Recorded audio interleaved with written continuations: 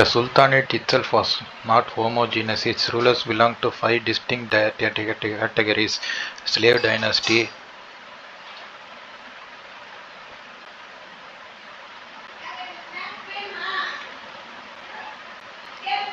1206 to 1290; Khalji dynasty, 1290 to 1320; Tughlaq dynasty, 1320 to 1440; Sayyid dynasty, 1414 to 1451; Lodi dynasty, 1451 to 1526.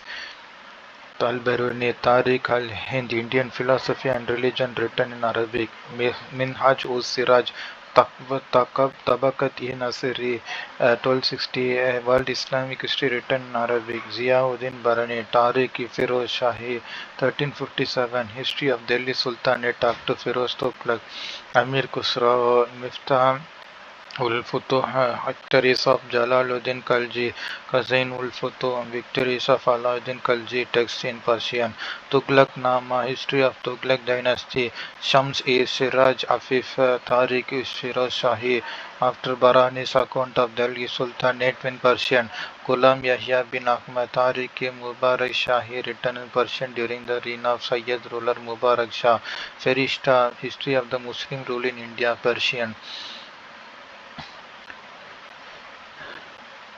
The Arab governor of Iraq, Hajjaj bin Yusuf, under the pretext of acting against the pirates, sent two military expeditions against Dahar, the ruler of Sindh, one by land and one by sea. Both were defeated and commanders killed. Hajjaj then sent, with the caliph's permission, a full-fledged army with 6,000 cavalry and large camel corps carrying all war requirements under the command of his son-in-law, a 17-year-old Mohammed bin Qasim. Mohammed bin Qasim marched on the fortress of Brahmanabad, where Dahar was stationed with a huge army. Dahar's Wazir, Prime Minister, betrayed him, which was followed by the dissertation of a section of his forces. The predecessors of Dahar, the Brahmin rulers of Sindh, had usurped power from the earlier Buddhist ruling dynasty of Sindh, and with the patronage of Dahar, Brahmins had occupied all higher positions. In the context, it was easy for Muhammad Qasim to capture Brahmanabad. Qasim thereupon ravaged and plundered Debel port for 3 days. Qasim called on the people of Sindh to surrender, promising full protection of their faith. He sent customary one-fifth of the plunder to the Caliph and divided the rest among his soldiers. The Arab conquest of Sindh was being described as a triumph without results, because it has touched but a fringe of the country, which was, after Qasim's expedition, had a respite from invasions for about 3 centuries. Mahmud of Ghazni. In the meantime, the Arab empire in Central Asia had collapsed, with several of its provinces declaring themselves independent. One of the major kingdoms that emerged out of the broken Arab empire was Samanid Kingdom, which also splintered, leading to several independent states. Alap, Alaptijin uh, uh, In 1963, Alaptijin, a Turkic slave who had served Samanids as their governor in Khorasan, seized the city of Ghazni in eastern Afghanistan and established an independent kingdom. Alaptijin died soon after the failure of three of his successors. The nobles enthroned Sabutigin. Sabutigin initiated the process of southward expansion into the Indian subcontinent. He defeated the Shahi ruler of Afghanistan, Jaipur, and conferred the governorship of the province of Mahmud, his eldest son. When Sabutagin died in 1997, Mahmud was in Khorasan.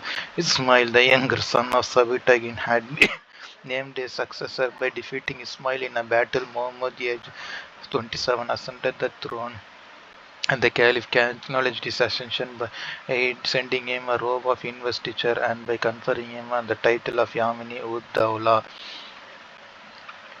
Mahmud ruled for 32 years. During this period, he conducted as many as 17 military campaigns into India.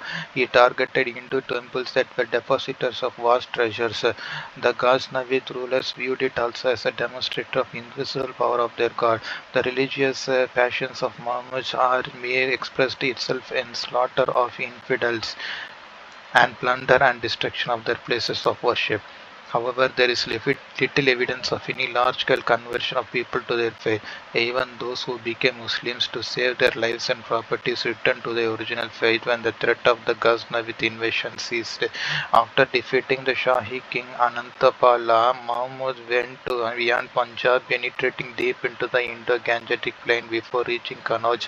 Mahmud raided Mathura in later historiography of both the British and Indian nationalists. Mahmud is notorious for his invention of the Temple of City of Somnath 1025 on the seashore in Gujarat. Many scholars argue that these raids were more of political and economic than of religious chauvinism. Desecration of temples, vandalizing images of deities were all part of asserting of one's authority in medieval India. Muhammad's race and his deeds fit this pattern. Their memories went into the creation of communal divide. This apart, the plundering raids of Muhammad were meant to replenish the treasury to maintain his huge army. The Turks relied on a permanent professional army. It was built around elite corps of mounted archers who were all slaves, brought, trained, equipped, and paid in cash from the war booty taken alike from Hindu kingdoms and Hindu kingdoms in India and Muslim kingdoms in Iran. Persian sources contained exaggerated claims about the wealth seized from these raids. For instance, it is claimed that Mahmud's plunder of the Iranian city of Ray in 1029 brought him 500,000 dinars worth of jewels to 260,000 dinars in coins and for 30,000 dinars worth of gold and silver vessels. Similarly, Mahmud's raid on Somnath 1025 is believed to have brought in 20 million dinars worth of spoils. Romila Thapar points out that those who suffered from this predatory invasion seems to maintain a curious silence about them, as Hindu and Jain sources available on Somnath expeditions do not corroborate the details or viewpoints found in Arab chronicles. Such plundering raids were economic and iconoclastic in nature, and communal character were attributed to them later. They represented the kinds of disasters that were inseparable from contemporary warfare and the usual plundering nature of rulers of the medieval period. The history of Ghaznavid dynasty after the death of Mahmud is a story of endless clashes or succession between brothers, cousins, and uncles. There were, however, exceptions like Sultan Ibrahim, who ruled for 42 years, and his son Masood, who ruled for 17 years.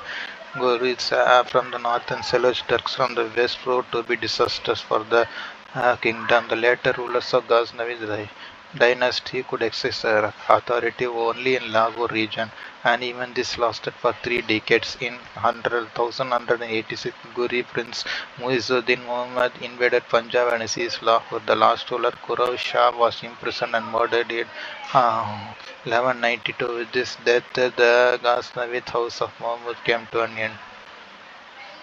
If Ghaznavid invasions were intended for loot, the Ghurids enlarged their scope to establish garrison towns to ensure the regular flow of plunder and tribute.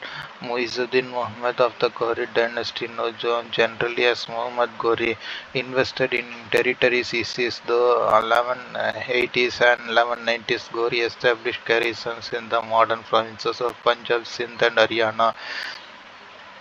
Sultan's military commanders in North India were drawn from the elite military class. In 1175, Ghori headed for the city of Multan, where he seized from his Ismaili ruler the fort of which fell without a fight. The Chalukyas of Gujarat inflicted a crushing defeat on Muhammad Ghori at Mount Abu 1179. After this defeat, Ghori changed the course of his expedition, consolidated his position in Sindh and Punjab. Ghori attacked the fortress of Tabarinda, Bathinda, a strategic point for the Chauhans of Ajmer. The ruler of Ajmer, Prithiviraj Chauhan, marched to Babarinda and faced the invader in the first battle of the reign.